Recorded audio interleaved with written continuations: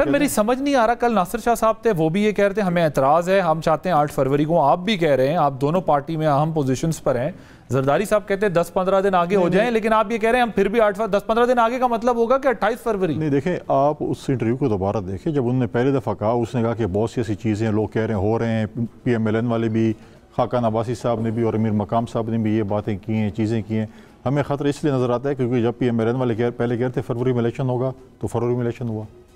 اب وہ کہہ رہے ہیں کہ جی یہ ڈیلے، ہم کہتے ہیں نہیں ہونی چاہیے۔ دیکھیں الیکشن نہیں، اگر وہ کہتے ہیں جی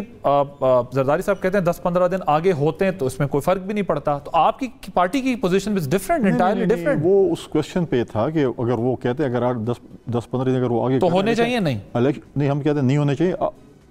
8 فروری از دی ایگزیکٹ ڈیٹ کے الیکشن ہونے چاہیے۔ پاکستان پیپلز پارٹی 8 فروری، اگر الیکشن کمیشن یہ موقف تسلیم کر لے، مولانا صاحب نے بھی کہا دیکھ لیں وہ ووٹرز کا مسئلہ، افغانیوں کو رجسٹر کرایا ہوا ہے، زرداری صاحب نے بھی یہ بات کی، اگر یہ election commission for hypothetically speaking, مجھے پتا ہے ایسا نہیں ہونے جا رہا، ابھی تک 8 فروری ہے، تو آپ لوگ 10-15 دن آگے تسلیم کر لیں گے؟ نہیں کریں گے۔ لیکن جو اس کا مطلب یہ ہے کہ زرداری صاحب کی بات کو تسلیم نہیں کریں گے؟ نہیں، ایک بات ہے، اب یہ چیزیں الیکشن کمیشن کو مولانا فضل الرحمان اور آصف زرداری نے بتانا تھا کہ یہ رجسٹرڈ ہوئے ہیں ووٹ، ان کو نہیں پتا تھا کہ رجسٹرڈ ہیں، یہ چیزیں جو ہو رہی ہیں ان کو پہلے پتہ نہیں تھا، ہم نہیں بتانے سب کچھ، اگر ہم نے بتانے تو پھر ہم خود ادھر بیٹھ جائیں۔ جس طرف میاں صاحب لے جا رہے ہیں، آپ کو لگتا ہے کہ یہ احتساب یا حساب ہو سکے گا؟ میں سمجھتا ہوں، چلو میاں صاحب کی بات سے میں ایگری کرتا ہوں کہ ان کے ساتھ زیادتی ہوئی ہے، ناانصافی ہوئی ہے، نیب جس طریقے سے جس سپیڈ سے ان سے پہ کیسز بنا رہی تھی، اسی یو ٹرن سے آج ان کی ضمانتوں کے ساتھ جو ہے وہ خاموشی یا ضمانتوں میں اہم کردار ادا کر رہی ہے۔